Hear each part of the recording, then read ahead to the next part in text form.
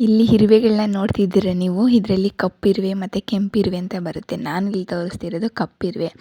ಕಪ್ಪಿರುವೆ ಮನೆಗೆ ಬಂದರೆ ಏನು ಅರ್ಥ ಅಂತ. ಇದಕ್ಕೂ ಮುಂಚೆ ಇದ್ರ ಬಗ್ಗೆ ತಿಳಿಸೋಕ್ಕೂ ಮುಂಚೆ ನಿಮ್ಮೆಲ್ಲರಿಗೂ ಹಾಯ್, ವೆಲ್ಕಮ್.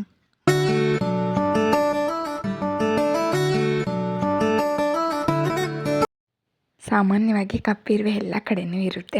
ಹಳ್ಳಿ ಕಡೆ, ಹಳ್ಳಿ ಮನೆ, ಹಳ್ಳಿಗಳ ಕಡೆಯೂ ಇರುತ್ತೆ. ಗಾರೆ ನೆಲ, ಮಣ್ಣಲ್ಲಿ ಅಥವಾ ಸಿಟಿಗಳಲ್ಲಿ ಟೈಲ್ಸ್ ನೆಲ ಎಲ್ಲ ಕಡೆಯೂ ಇದ್ದೇ ಇರುತ್ತೆ. ಬಾಗಿಲತ್ರ ಒಂದು ಚಿಕ್ಕ ಹೋಲ್ ಥರ ಮಾಡಿಕೊಂಡು ಇರ್ತವೆ. ಅವುಗಳೇನು ತೊಂದರೆ ಮಾಡಲ್ಲ ನಮಗೆ. ಕೆಂಪಿರುವೆ ಅಂತ ಬರ್ತವೆ. ಅವು ಒಂದೊಂದ್ಸರಿ ಕಚ್ತವೆ, ಏನಾದರೂ ತುಳಿಯೋದು ಆ ಥರ ಮಾಡಿದ್ರೆ. ಅದು ಬಿಟ್ಟರೆ ಬೇರೆ ಏನು ತೊಂದರೆ ಮಾಡಲ್ಲ. ಲಕ್ಷ್ಮೀ ದೇವರ ಆಶೀರ್ವಾದ ಇದೆ ಅಂತ, ಮತ್ತು ಕಪ್ಪು ಇರುವೆ ಮನೆ ಒಳಗಡೆ ಬಂದರೆ ಶುಭ ಅಂತ ಅರ್ಥ.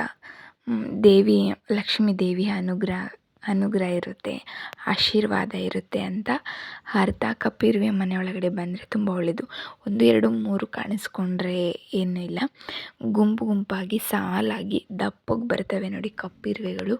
ಅವು ಸಾಲಾಗಿ ತುಂಬಾ ಬಂದರೆ, ಮತ್ತು ಗುಂಪಾಗಿ ಬಂದರೆ, ನಾವು ಪೂಜೆ ಮಾಡೋ ಟೈಮು ಅಥವಾ ಮೇನ್ ಡೋರು ಹೊಸ್ಲ ಹತ್ರ ಬಂದರೆ ಲೈನಕ್ಕೂ ಹೋಗ್ತಾ ಇರ್ತವೆ ನೋಡಿ, ಅಥವಾ ಮೊಟ್ಟೆ ಇಟ್ಕೊಂಡು ಹೋಗ್ತಾ ಇರ್ತವೆ, ಲೈನಕ್ಕೂ ಓಡಾಡ್ತಿರ್ತವೆ, ಲೈನಕ್ಕೂ ಹೋಗ್ತಾ ಇರ್ತವೆ. ಆ ಥರ ಹೋದರೆ ತುಂಬಾ ಒಳ್ಳೆ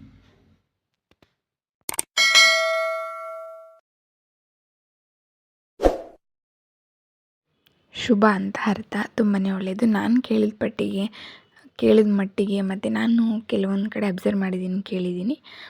ಮತ್ತು ನಮ್ಮ ಮನೆಯಲ್ಲೂ ನೋಡಿ, ಇವಾಗ ನೀವು ನೋಡ್ತಾ ಇದ್ದೀರಲ್ವ, ಇದು ನಮ್ಮ ಮನೇಲಿ ಅವತ್ತು ಶುಕ್ರವಾರ ಪೂಜೆ ಮಾಡ್ತಾಯಿದ್ದೆ ಸಂಜೆ ಟೈಮ್. ಬೆಳಗ್ಗೆ ಮಧ್ಯಾಹ್ನ ಎಲ್ಲೂ ಕಾಣಿಸ್ಕೊಳ್ಳಲ್ಲ. ಕರೆಕ್ಟಾಗಿ ನಾನು ಪೂಜೆ ಮಾಡೋ ಟೈಮಲ್ಲಿ ನಮ್ಮ ದೇವ್ರ ಮನೆ ಸೈಡು ನೋಡಿ ಈ ಥರ ಗುಂಪಾಗಿ ಬರ್ತಾ ಇರ್ತವೆ. ಅದಕ್ಕೆ ಸ್ವಲ್ಪ ಸಕ್ಕರೆ ಪುಡಿ ಅಥವಾ ಅಕ್ಕಿ ಹಿಟ್ಟಿದ್ರೆ ಒಂದು ಸ್ವಲ್ಪ ಹಿಂಗೆ ಉದುರಿಸ್ತೀನಿ. ಈ ಕಡೆ ಮೂಲೆ ಕಾಣಿಸ್ತಾ ಇದೆ ನೋಡಿ ಕಪ್ಪುಗೆ, ಇಲ್ಲಿ ಅಲ್ಲಿ ತುಂಬಾ ಕಪ್ಪಿರುವೆಗಳು. ಎಷ್ಟೊಂದು ಅಂದರೆ ನನಗೆ ನೋಡಿ ಆಶ್ಚರ್ಯ, ಏನು ಇಷ್ಟು ದಿನ ನಾನು ನೋಡೇ ಇರಲಿಲ್ಲ. ಎಷ್ಟು ದಿನ ಕಪ್ಪಿರುವೆ ಇಷ್ಟೊಂದು ಇದ್ದಾವಲ್ಲ. ಪೂಜೆ ಮಾಡಿಬಿಟ್ಟು ಹಿಂಗೆ ಕುತ್ಕೊಂಡು ರೂಮಿಗೆ ಬರ್ತಾಯಿದ್ದೀನಿ, ಇಷ್ಟೊಂದು ಇದ್ದಾವೆ ಕಪ್ಪಿರುವೆ. ಈ ಕಪ್ಪಿರುವೆಗಳು ಕಾಣಿಸಿದ್ರೆ ಸ್ವಲ್ಪ ಸಕ್ಕರೆ ಪುಡಿ ಹಾಕಿ, ಸ್ವಲ್ಪ ಅವುಗಳು ನೋಡಿದಾಗ ಸಕ್ಕರೆ ಪುಡಿ ಹಾಕಿದ್ರೆ ಸಾಕು, ಅವು ಪಾಡಿಗೆ ತಿನ್ಕೊಂಡು ಹೋಗ್ತವೆ. ಇಷ್ಟೊತ್ತು ಯಾರೆಲ್ಲ ನನ್ನ ವಿಡಿಯೋ ನೋಡಿರಿ, ನಿಮ್ಮೆಲ್ಲರಿಗೂ thank you so much. Thank you for watching.